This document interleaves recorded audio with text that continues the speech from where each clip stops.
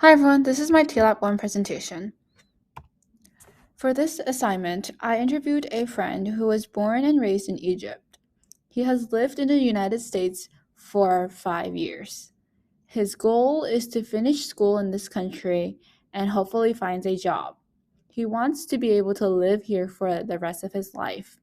The reason why he came to this country is because his family lived in fear back in Egypt and wanted a better opportunity.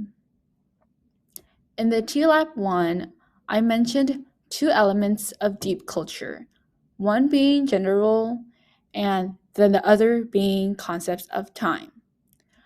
Punctuality for his culture is very different from the US.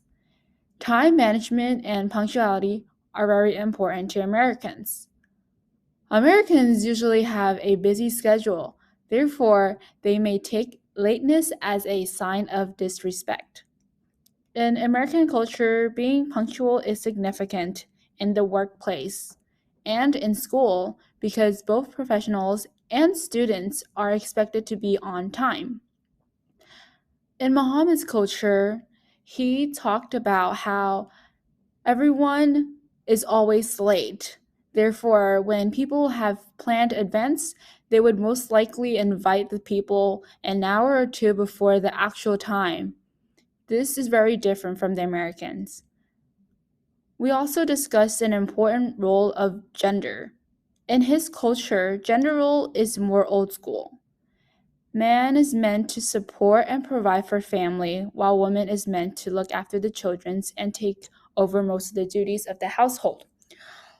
While the vast majority of Americans believe that men and women differ, many believe that gender roles should be less rigid. The next part of the TLAB, we talked about the linguistic analysis. Arabic language is very different from the English language. They use different alphabet systems, which consists of two or more letters than the English language.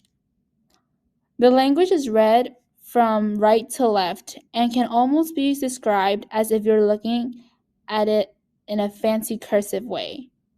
Due to how the two languages use a completely different letter system, there are multiple sounds in English that does not exist in Arabic. For example, in Arabic, they don't have the p, the p, the j and g, and the th, the sound.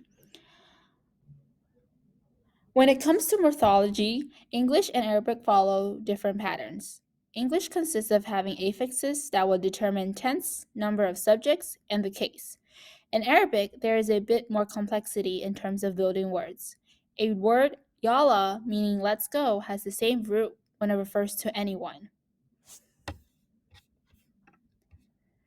The next topic is syntax, also known as sentence structure. The Arabic language uses SVO, meaning subject, verb, object.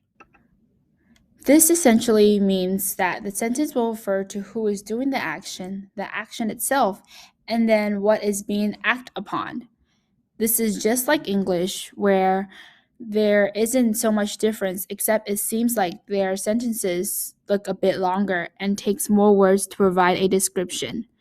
In Arabic, grammar nouns are sorted by gender, plurality, derivation, and definiteness. Cognates refer to words in two languages that share similar meanings. Some words such as coffee, sugar, and lemon come from the Arabic language.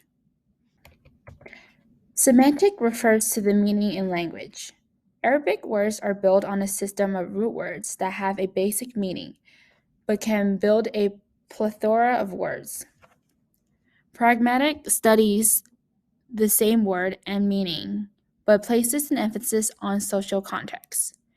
Arabic places a great emphasis on the use of context and nonverbal cues, while English relies more on explicit verbal communication. Some factors that would help the student's language development would simply be practice and patience. Many of the students don't speak English at home, so their only practice comes individually or in the classroom. A practice that has helped many are audiobooks or any form of listening where they can follow along. This stimulates the brain and the ears as they have to follow along while also hearing what the language is all about. As EL students, language, vocabulary, grammar can all be a huge struggle. EL students are unable to communicate with their teachers. Learning how to conjugate verbs and learning irregular verb can be a challenge for the ELs.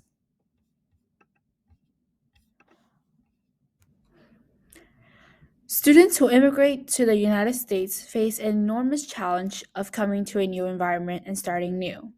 It's important that as teachers, we try to keep these students engaged and making progress in order to ensure that these students are being an active part of the classroom. Some recommendations that I would keep for these students would revolve around providing resources and practices for the students to do. It's not easy for a student to learn a new language as most of the time they are going home and speaking their native language. Students can become so disengaged when they feel like they can't understand due to a language barrier. It's important that as teachers, we facilitate an environment where students can feel that they are being welcomed and can grow.